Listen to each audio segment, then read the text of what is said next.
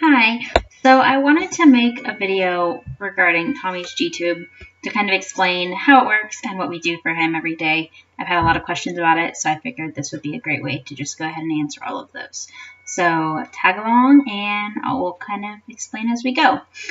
To start, when he was first born, he had a tube through his mouth that went down to the stomach, and that is called an OG tube. And then as he got a little bit bigger, they went ahead and did the NG tube, which goes through his nose all the way down into his stomach. And then when we figured out that he was aspirating by doing a swallow study, we went ahead and got him the G tube, which was placed in his abdomen, which I'm sure everyone has seen pictures of. And we also did what's called a Nissen, where they tied the top of his stomach so he can't aspirate, meaning he can't get fluid into his lungs at all, and which also means he can't throw up and can't burp. So it's good and bad. Some pros that we like about that is he can't throw up and he can't aspirate, which can lead to pneumonia. The negative of that is having to see him choke and wrench a lot because he's trying to throw up and it just doesn't work. So it's a little bit hard to watch sometimes, but they say as they get older and bigger, they kind of learn to cope with it, and they don't wrench as bad. So we're kind of just holding out for that. So I tagged some pictures of what the OG tube looked like, what the NG tube looked like, and the G tube.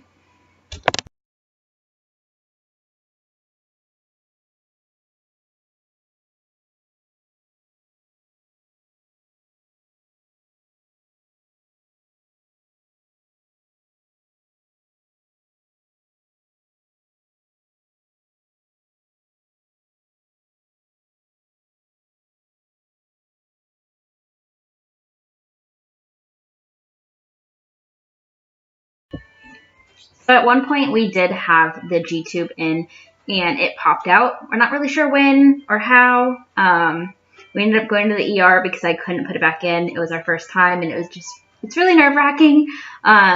So because of that, I do have an extra button. So I'm going to go ahead and just use this to kind of explain the different pieces because he wouldn't sit still if I tried to deal with it, show you with him. And this way you can see the whole button also. So this is what the button looks like that you can see on him from the previous picture. To go ahead and show you how it would stay in is through this little hole, you add water and it fills this balloon. So when you put it in, the balloon is deflated, you stick it in, you put water through here with a syringe and it inflates this balloon. This balloon is what keeps it in his stomach. Somehow, when it fell out, the balloon was still completely intact. A lot of times if they fall out, it would mean the balloon popped or it was just old. This one was a brand new button and it just kind of popped out. So this is what it looks like. This right here is how we attach and detach his extension. So we open up this and we connect his extension. The extension is this long cord right here. It does everything. So this is where we put his food through, his medicine through. This is where we vent him through, everything. So how it works is his button is usually closed if he isn't hooked up, or it is closed if he isn't hooked up. So we go ahead and open this, and you can see here, you can see here there's a line, and the extension also has a line. So what you have to do is you have to get these completely lined up and snap it in. You have to kind of push it in, and then it says lock, so you have to turn it. I'm going to turn it this way. You have to turn it to make it lock. And that means it's in, so if you're feeding him, it won't come out. And if you're giving him his meds, it won't come out. So that's how that works. It's really straightforward. When he first got it in, his button, he wasn't a really big fan of us touching it, so it took some getting used to because you have to hold the button, which is on his skin. You have to hold this still while you're connecting this because otherwise you have to actually press. So it's a little bit tricky, especially if they're really tender to it, which they are at the beginning. Now we can usually do it and he's fine unless he's mad. Then it's a whole different story. But for the most part, he's really good about it.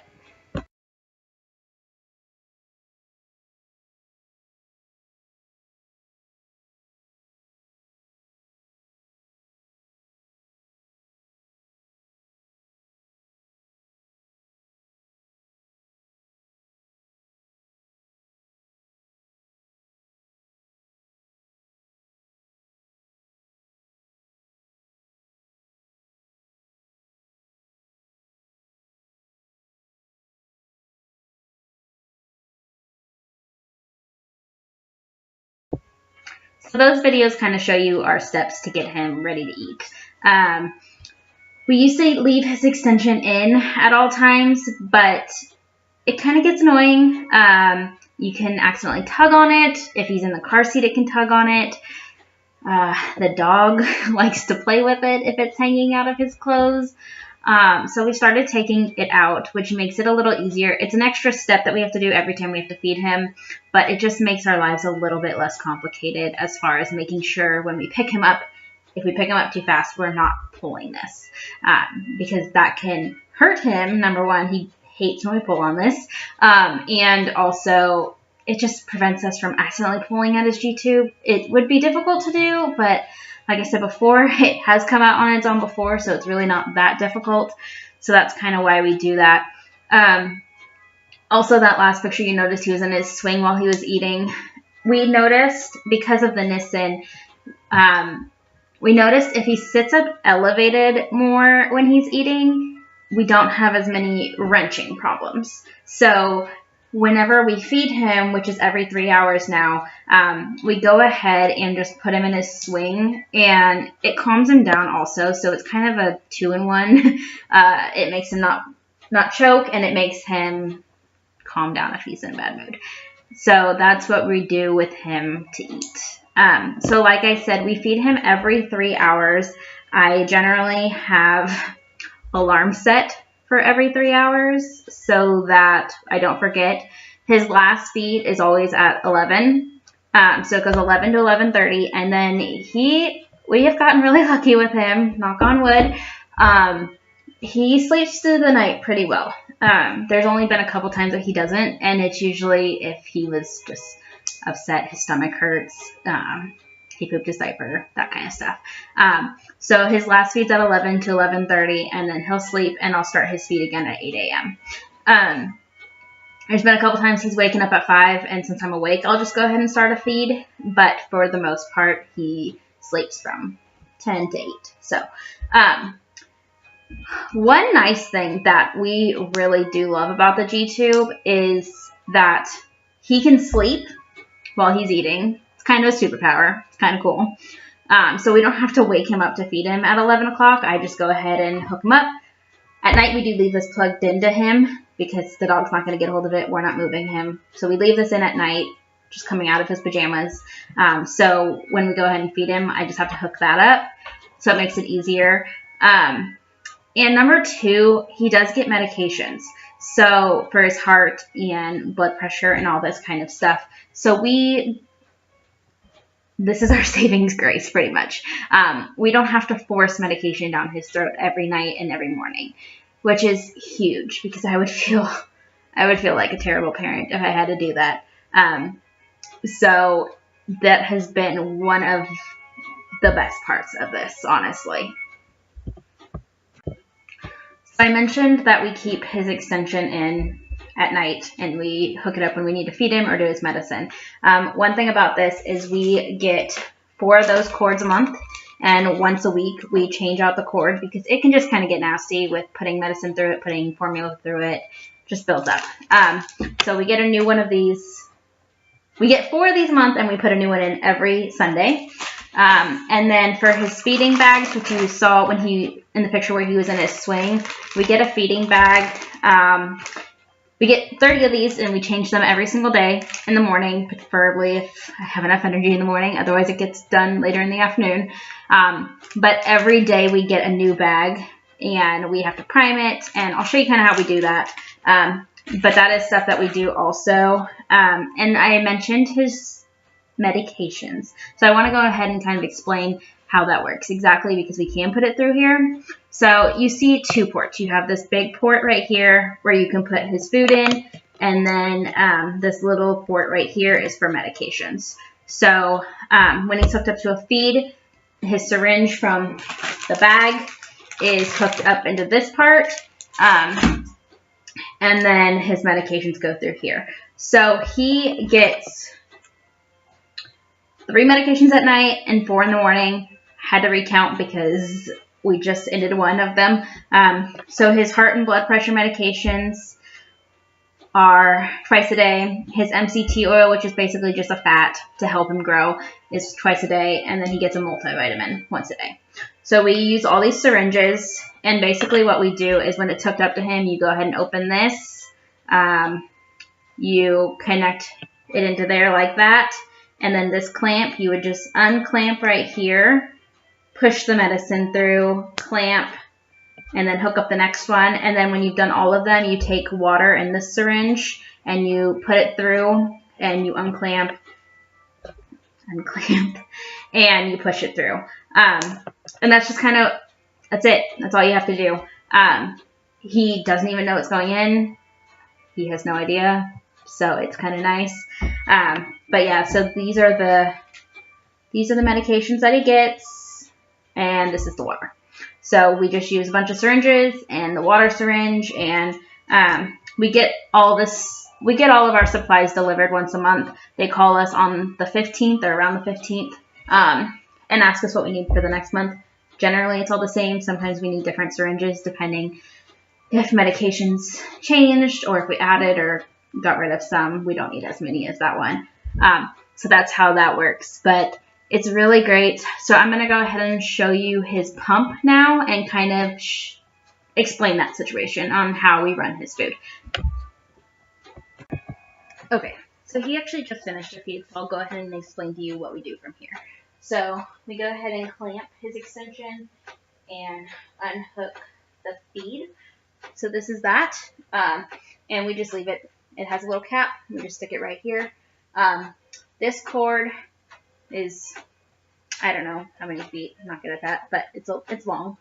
So we leave it up here. That way the dog doesn't run and pull it or anything if he's hooked up. So it's pretty straightforward. This is the bag that we use every 3 hours. We add formula to it, and you just unhook, add the food, close it up, call it a day. So that's really easy. It's like a little cassette player almost. So when we add food to it in the morning, when we're doing the new bag, we add the milk, and then to prime it, you can just press these two things, or there's a button, but this is a whole lot faster. So you press these two, you let the formula go all the way through the tube, and then you just hook it up like so, snap it in place, and you close that up. So really easy.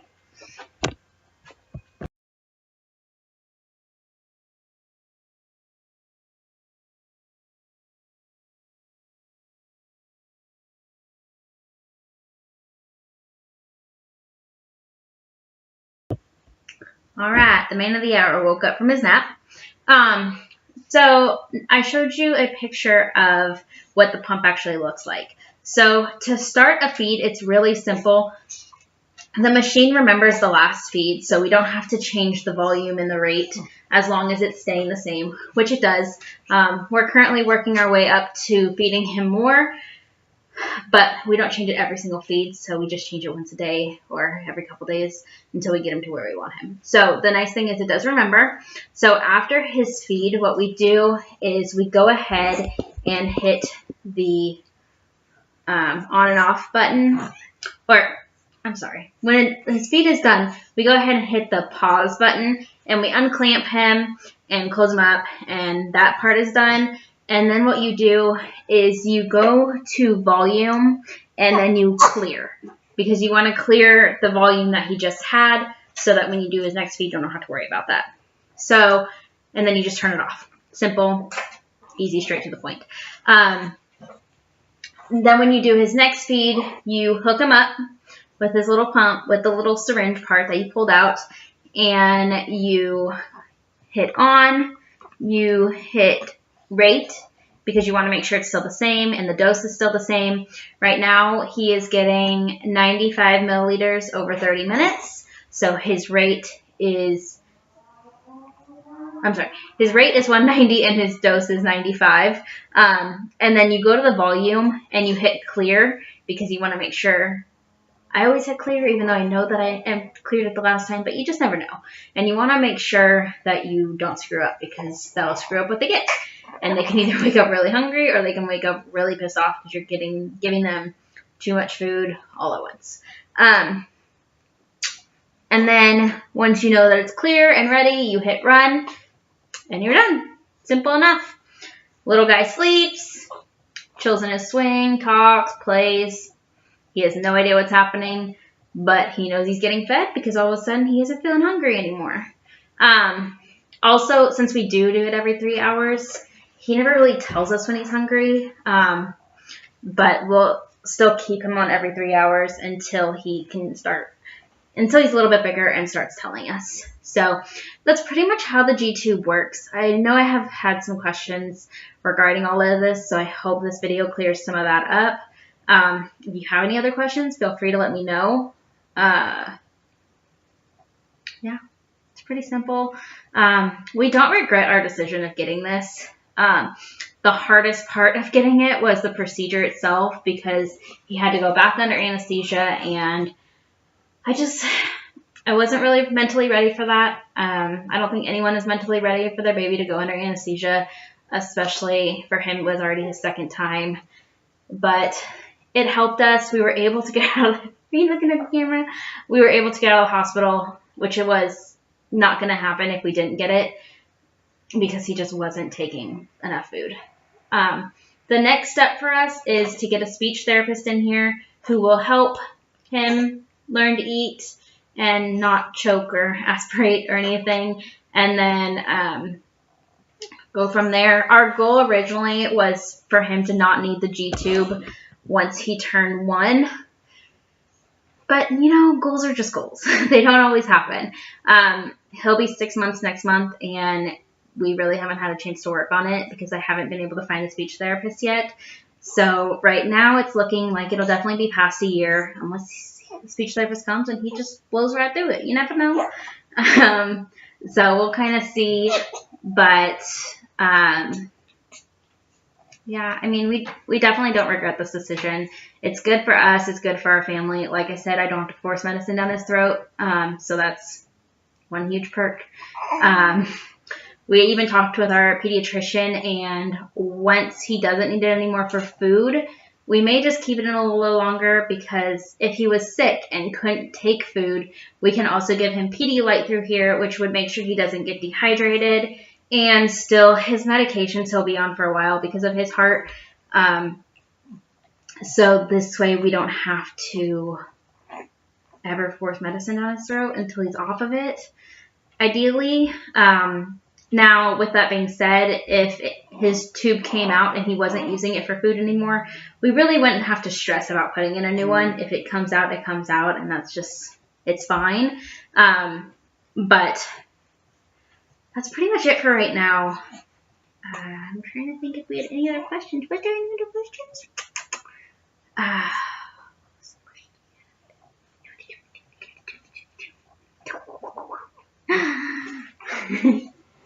I think that's all we have. Like I said, if you guys have any other questions, feel free to contact us. And we are not shy. We love educating people because feeding tubes are a lot more common. Heart conditions are a lot more common than I ever thought until that became our life. It doesn't hurt to ask questions. We aren't shy and don't feel like it's invading at all. We're easygoing. We're simple. Huh? Are we simple?